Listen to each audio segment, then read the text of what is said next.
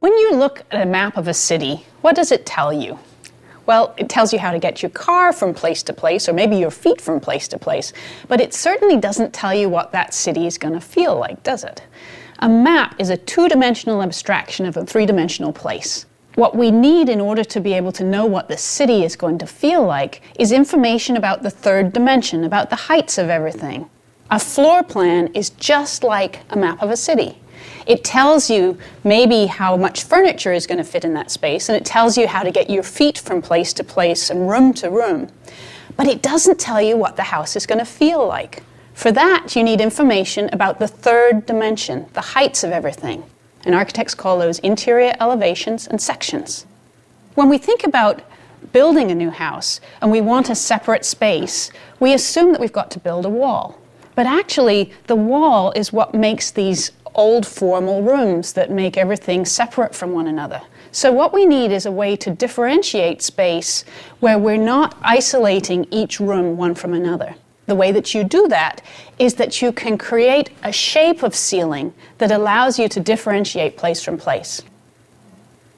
Now, in recent years, we've been building these larger rooms, great rooms we often call them, that have the kitchen, the eating area, and the family room all part of one big space. But the problem there is that there's no differentiation. And so if you ask people who live in this kind of a house, they'll say, well, it's okay, but it's missing a certain something, but they can't tell you what it is. So the ceiling plane, the heights of each of these spaces, is what can allow us to differentiate one place from another without resorting to walls. And that's where the art of shaping space resides.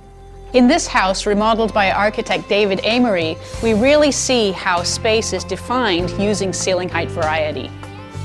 This is an older house where the kitchen and the dining room used to be completely separate, and the architects for this space opened up the two rooms so that they're now part of one space. Notice the double arch, which does a very important thing. It differentiates kitchen from dining area, and then it creates this intermediate place in between, which is where the kitchen peninsula is.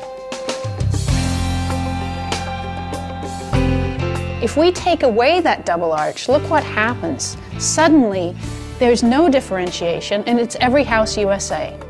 So not only does it create a wonderful ambiance for you as you live in this kind of a house every day, but when you come to sell it, it's a good investment.